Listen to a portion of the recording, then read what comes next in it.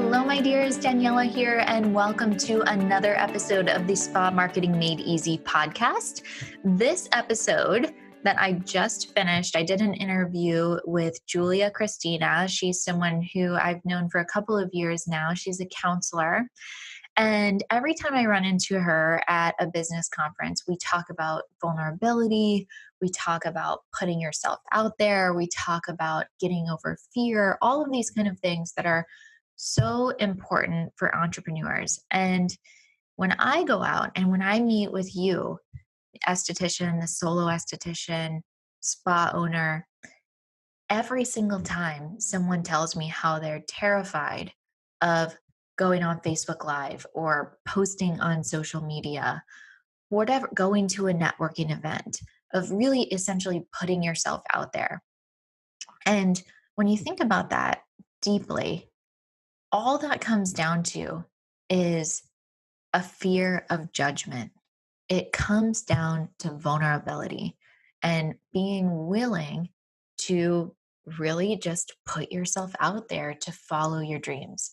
So I wanted to have Julia Kristina on to talk about this and to go into this in a deeper level. And also because she is a counselor and she did a lot of really similar training to Brene Brown, who is an amazing author who wrote Daring Greatly, which if you have not read that yet, I encourage you to do that. But I wanted to have a conversation with Julia to be able to kind of go deeper and get some advice. And we kind of go all over the place with this conversation, but she gives some very good tips of things that you can do to help get over your fear, to help really just shift your perspective for what you're doing in your business. So without further ado, I'm going to go ahead and play that interview. All right, Julia, thank you so much for being here. I'm so excited about this episode because it's what we're going to talk about today with the vulnerability and kind of looking at yourself as an entrepreneur.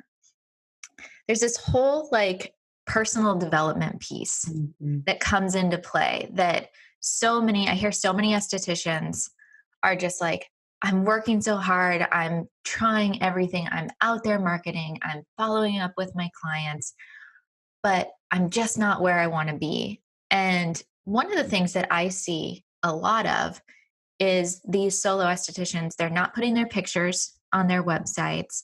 They're not being the face of their business, which is so essential in this industry specifically. And I think a lot of that has to do with the fear of actually being vulnerable and being able to dive deep and do the personal work that it takes to be an entrepreneur, because this is such a roller coaster ride with ups and downs and hearing no's and solving problems and all of that stuff. So I wanted to bring you on. And maybe first, before we kind of go off into the woods with our conversation, you can tell the listeners about your background and what you do, and then we'll get into this topic a little bit more. Yeah. Thanks, Danielle. Yeah, my name is Julia Kristina, and I am a registered clinical counselor. And what I do a lot is working on the mindset stuff, especially with, I call them heart-centered go-getters. So people who lead from the heart, people who have big hearts, who want to serve, who want to show up, but are, they're holding themselves back, or they've got some things that are getting in their way. But they have the drive and they have the motivation. They want to do things in their life, in this world.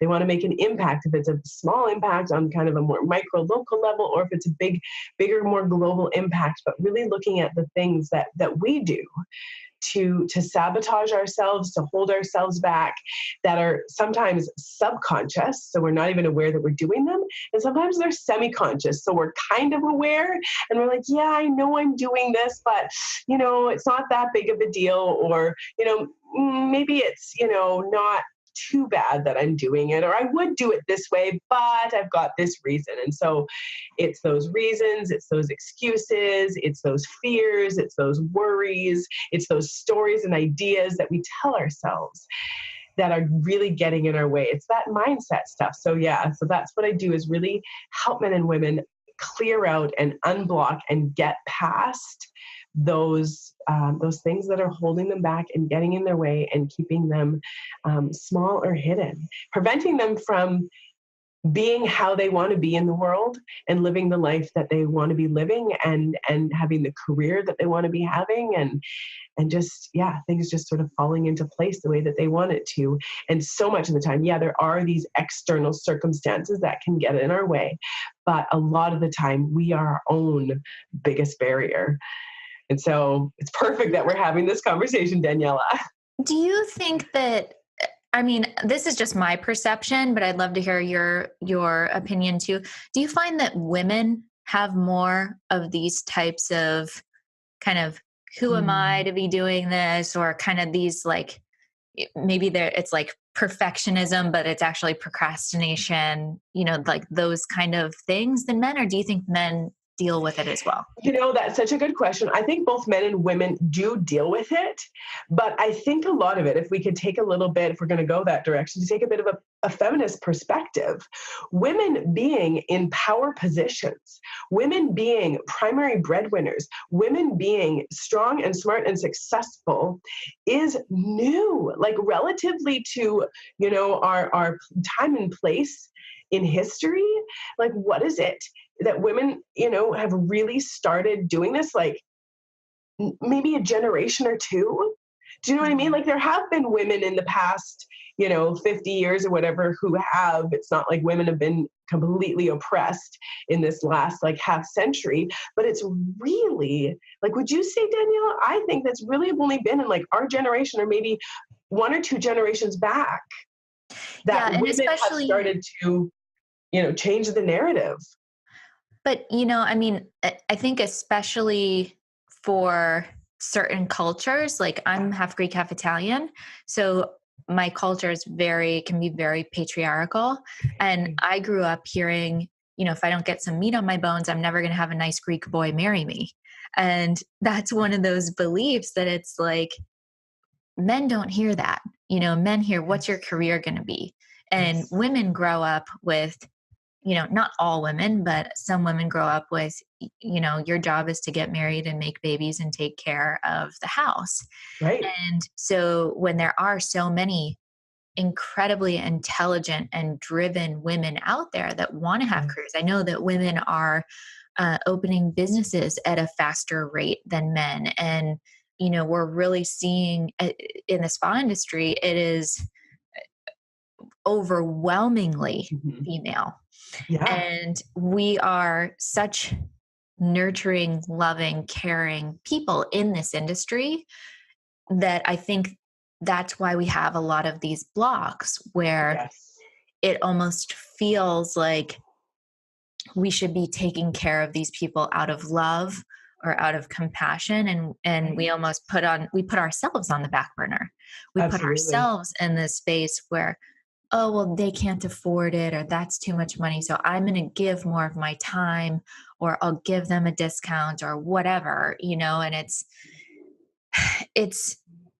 we need to charge what we're worth. We would not expect a male to do that same thing, or we would not expect that from another business.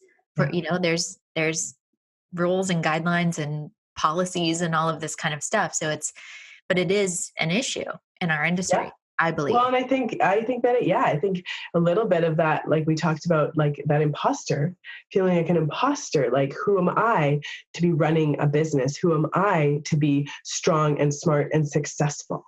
And I think, like, going back to the whole generational thing with patriarchy, and, that this is such a new thing. I think there's part of it that there is this sort of ingrained social beliefs that, who am I to be doing this? Am I really allowed to be doing this? Am I really allowed to be paid what I'm worth?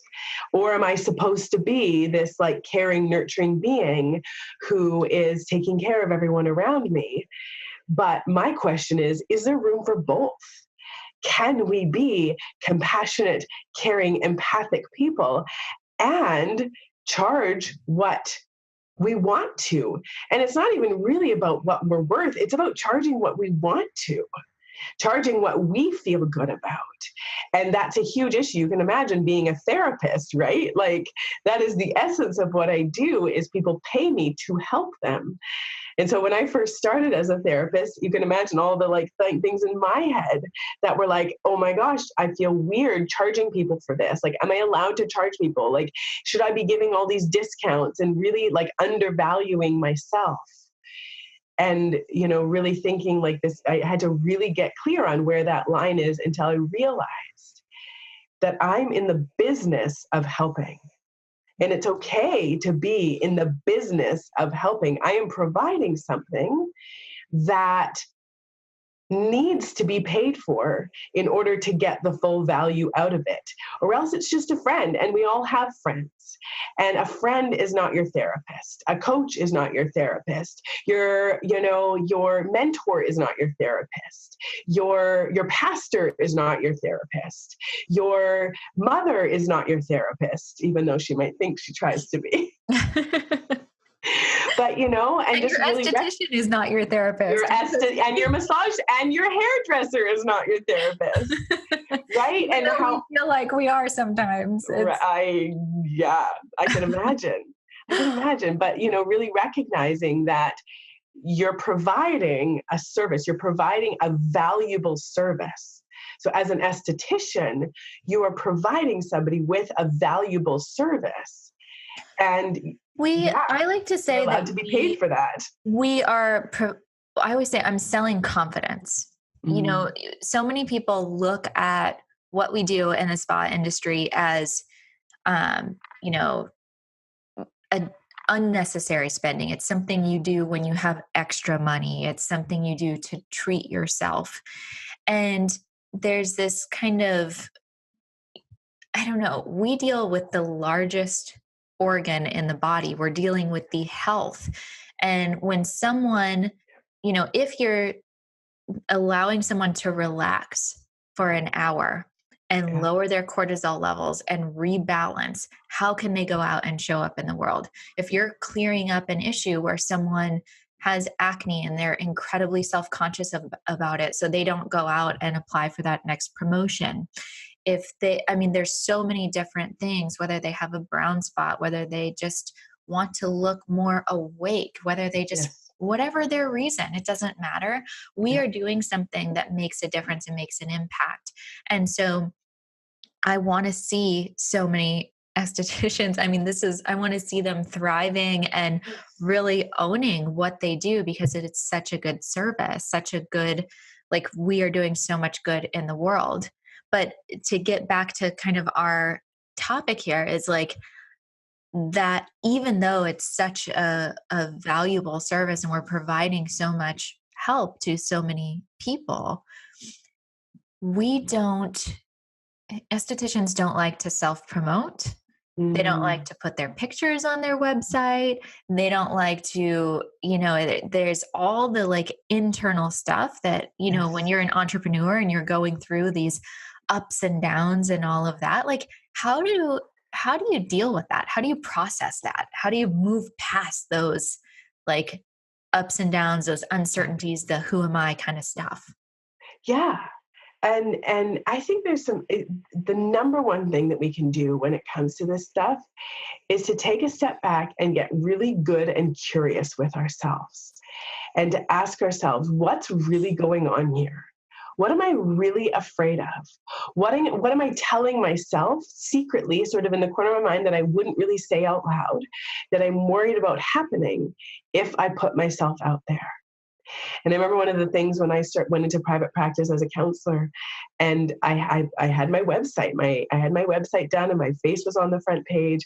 And I remember feeling the moment, right before we were about to publish the website and make it go public, I remember feeling like I was almost about to be standing in front of a stadium of people, full frontal nudity, in full, just totally exposed, that, oh my gosh, my website is going on the internet. And that was 6 years ago. So it's like judgment, right? Fear of judgment. I thought people from high school were going to be like, who does she think she is? My maiden name was Blaser. So who does Julia Blaser think that she is? Like, having a website on the internet and like having her own business. I don't know what I was thinking. But I had these big fears. People are going to be sizing me up, judging me up and down, that I'm going to be exposed for everyone to see. And, honestly, Daniela, if I look back at that now, that had nothing to do with other people. That had to do with my own insecurities, my own like not feeling comfortable and confident in who I am. And that's the only reason why we fear judgment, is when we don't feel comfortable and confident in who we are. Because if we feel good about who we are, we're like, hey, like, have a go at it. That's fine, because whatever you think is up to you, because if it's not what I think, then it's kind of irrelevant. So really realizing, getting curious, like, why am I fearing this judgment? Why am I fearing that exposure? What am I telling myself is going to happen, or people are going to say, or what are people going to do? Like, in my deepest, darkest kind of thoughts, what's really going on here? Yeah, I remember. So when I was 30, I was getting divorced, and I went through this whole like, oh my gosh, I'm 30, I'm getting divorced. What is, like, I felt like my whole life was completely like I was starting from scratch. And in a way I was, but going through that pain also real. And I think age too, like my 30s, like I would never go back to my 20s. I love, it's like every year I'm like, oh, I feel so much better the older I get. Yes. But I feel like going through that really helped me get over and move past that judgment, because people are going to judge you no matter what you do. And there were a couple of books. I think it was Sheryl Sandberg in Lean In that she wrote, Done is Better Than Perfect. Mm-hmm. And that was a big one for me. And then Brene Brown, when she wrote Daring Greatly, which I know you have the same exact training as Brene. But there was this part in the book where she was talking about perfectionism is a mask for insecurity. Absolutely. And when you're doing everything to be perfect so you can be accepted and loved and valued and all of this stuff. And I realized I had been doing that. And I wanted everyone to like me.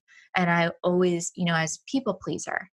And so when I started my business, I was like, oh, it was like the perfectionist side of me, like wanting everything to be completely perfect. And then Sheryl Sandberg is like, no, done is better than perfect.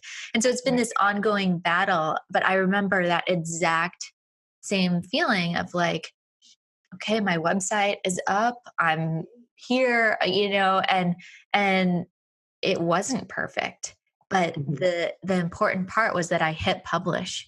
And I've probably had 6 or 7 iterations of my website at this point, but I think everyone has their own journey, but it's just like getting to that place where you can move past that fear of what people are going to think of you, or calling yourself an expert, or, because we don't realize our own gifts because they're so easy for us.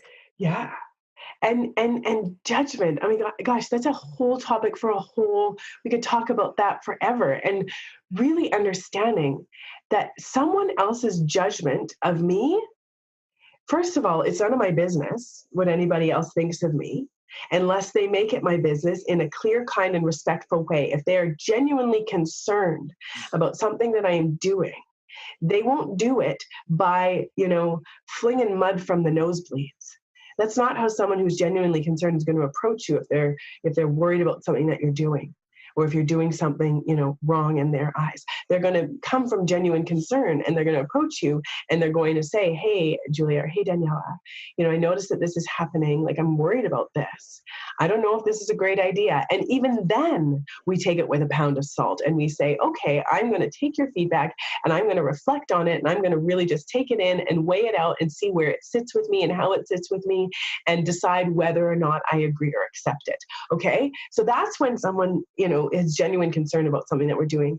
But people that are like throwing rotten fruit from the nosebleeds, that are judging from afar, that's nothing. And it has nothing to do with us.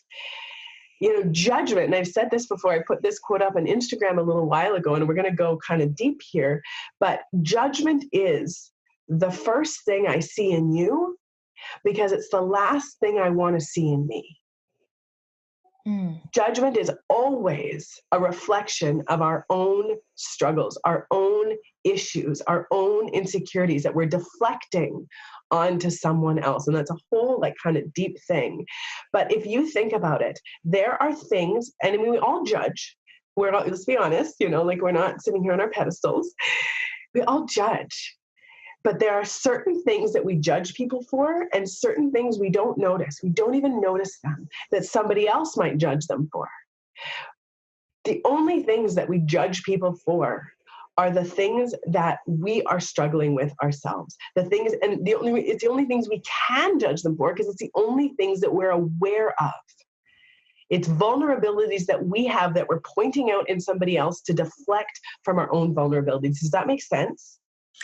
Yeah, it does. But it's taken me a long time. So I started really doing personal work when I was 30, and I'm turning 38 in a few months.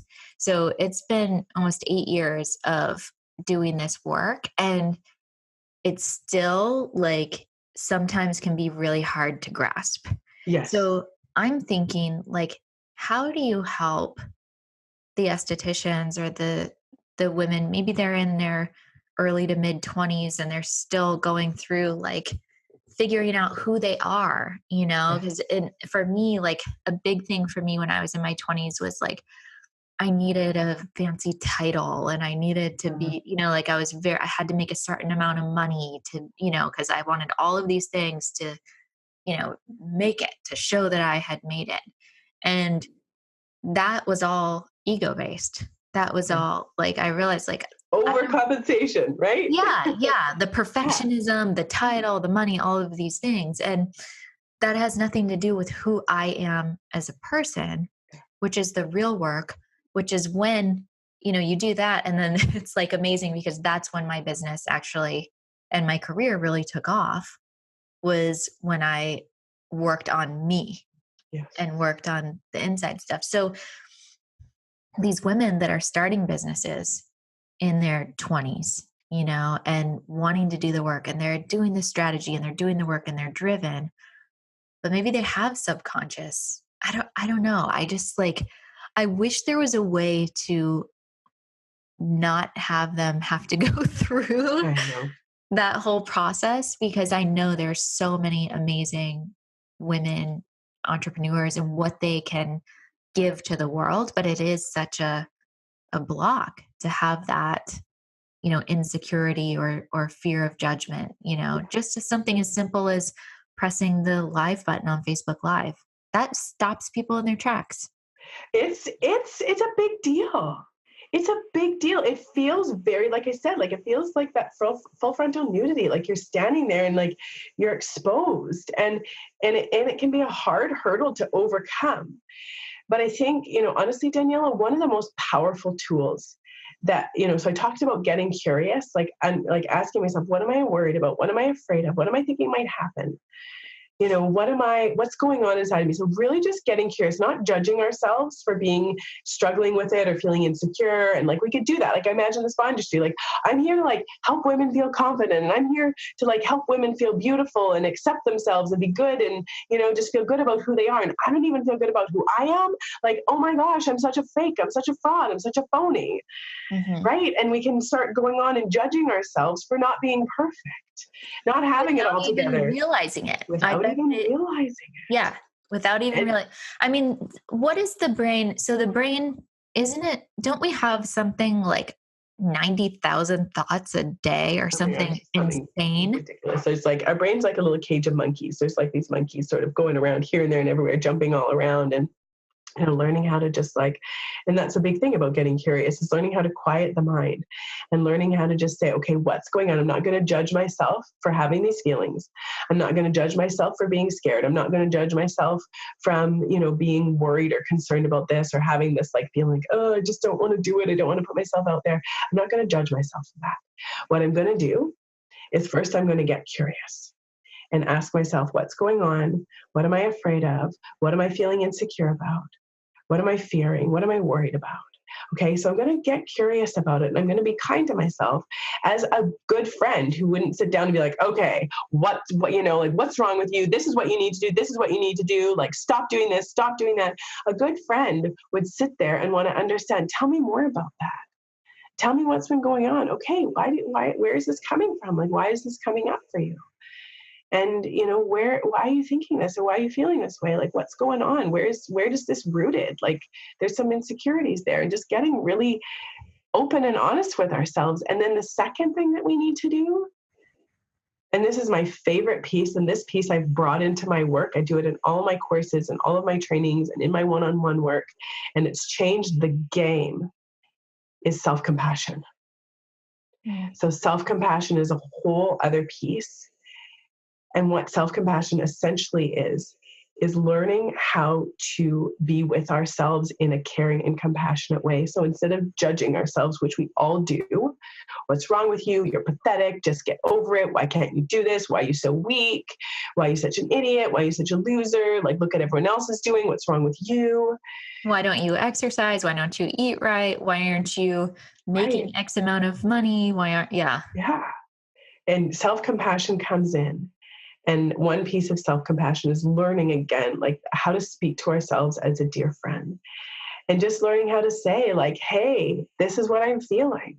This is what's going on, whether or not it's right or wrong or good or bad or serving or unserving or healthy or unhealthy or helpful or unhelpful. It's irrelevant, because this is what I'm feeling right now. And I'm allowed to have these feelings, because guess what? I'm having them. And criticizing and judging myself for having them is just going to lead me into this like pocket sort of hole of shame.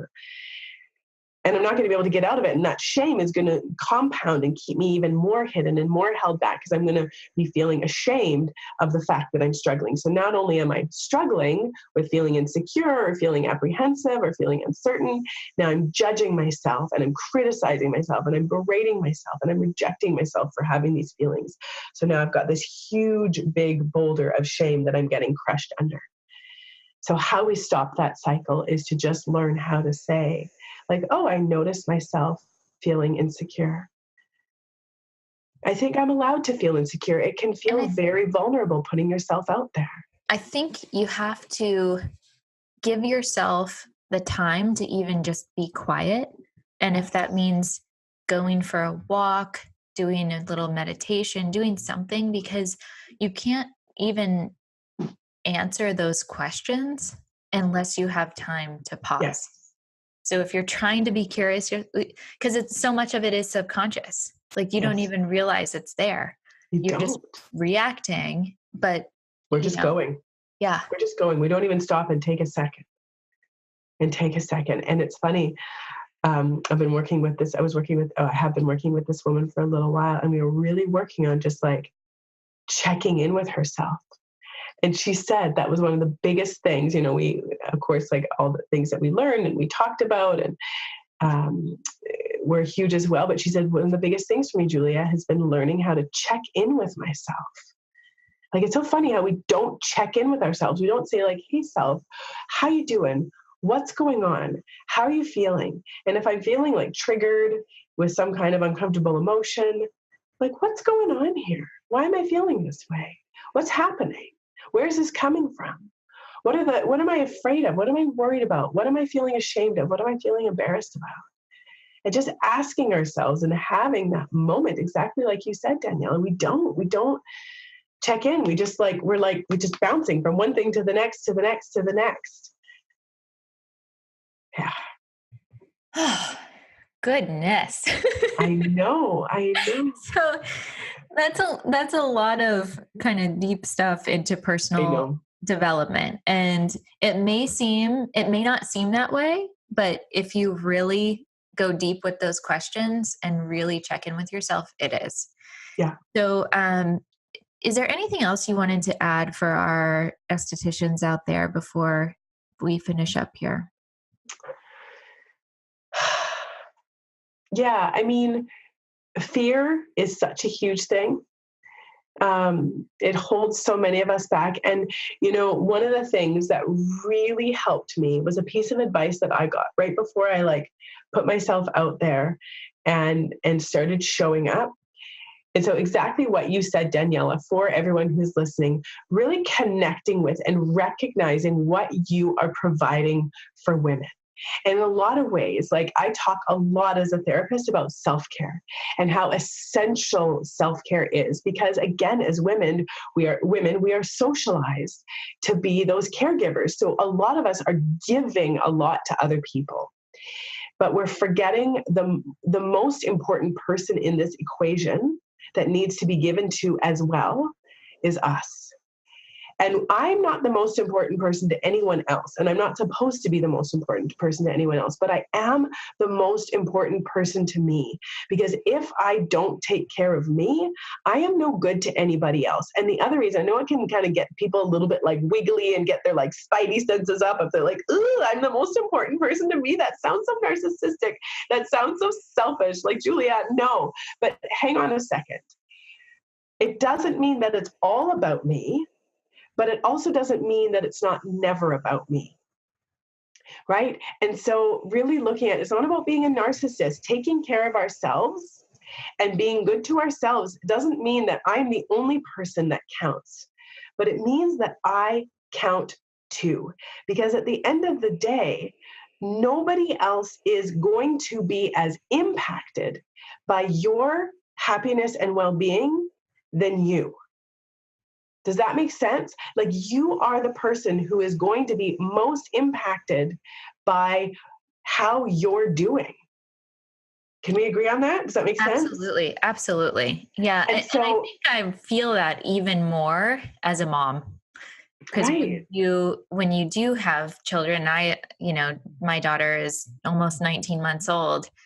I realize, taking care of my daughter, I have to make sure that I've slept well. I have to make sure that I have my own, exercise time and meditation time. Absolutely. So that I can be fully present with her. And right. It's the same thing with our, in spa, with our patients, our clients. If we are constantly in this go, go, go mode and we're not taking care of ourselves. And for those of you listening right now, I want to know when the last time you got a treatment for yourself was, because that is a chronic problem in the spa industry, is that we do not treat ourselves. So your homework, those of you that are listening right now, I want you to book a spa treatment for yourself and just enjoy it. But you will be able to help more people. You will be able to be more present if you give to yourself. Right. And so then as an esthetician, that's what you're doing for other, I'm assuming the majority of your clients are women, but that's what you're doing, right? So it's important that we give that to ourselves, but it's also important. So getting past this fear. So I am going somewhere with this. It was just sort of a bigger way of going into it, but connecting with your why. And really, do you believe that you are giving something important to women, that you're giving them an opportunity to invest in themselves, to take care of themselves, to fill their tank? That it's not, you're not doing them you're not kind of doing this extra little thing for them, you're doing an essential thing for their well-being. And so that's a really important role in your client's life, to be able to offer that service. So if you can really check in with yourself and really align with your why, why am I doing this? Why do I want to be an esthetician? And coming from that place of serving and providing something really powerful for another human being, something really transformative for another human being, for not only her, but for her partner, her children, her workmates, because when she's feeling better about herself, when she's feeling like her cup is full, she's able to show up more fully, and she's able to show up with more like patience and kindness and compassion and love herself. So you're providing it for that woman. Okay, so getting into that, like really getting clear on your mindset that what you're providing is something of value that's meaningful for another human being. And then, so that's the first part of it. So when you're having your fear of like showing up and like putting yourself out there and you're like, oh, it's scary and I can't do this. Remember, it's not about you. It's about what you're providing for somebody else. And then the next part of it, and this was the piece of advice that was given to me that kind of gave my like booty a little kick, was when my mentor, when I first started my business, said to me, Julia, your people are out there and they are looking for you and they need you. And it's your job to get over yourself and put yourself out there and make yourself as visible as possible so they can find you. Because it's not about you, it's about what you are doing for them. And so stop hiding. Stop hiding. Make it possible for people to find you. Make it as easy as possible for them to find you because they need you. And that is perfect advice for the estheticians out there. Yes. Because you guys, you have your people out there too. And your people are out there looking for you. It does not take 1,000 people to run a successful business. I mean, you can do the math, but you can have a very successful business with far less than 1,000 people coming in as clients. So it's very good advice. Awesome. So Julia, where can people find you if they want to follow you on social, learn more about you? Where can they? Yeah, I mean, the easiest place is my website. It's just juliakristina.com, and it's got links to all of my social media sites on there. I spend most of my time on, I connect with people on Instagram. I'm at Julia Counselor with 2 L's. So I'm out of Canada. Or I think I'm at Julia Counselor on Facebook as well. We'll include everything in the show notes. So no, don't worry about the spelling. Okay. So yeah, and then I do on YouTube is kind of where my biggest audience is, because I give short to kind of medium-sized personal development. I call it personal development deep, because we kind of go into the deeper underlyings of what make us human beings on my YouTube channel. So I'll put the link to that as well. Awesome. Well, thank you so much. And you guys go out there, take care of yourselves, get a treatment, do whatever you need to do to take care of yourselves and put yourself out there so your people can find you.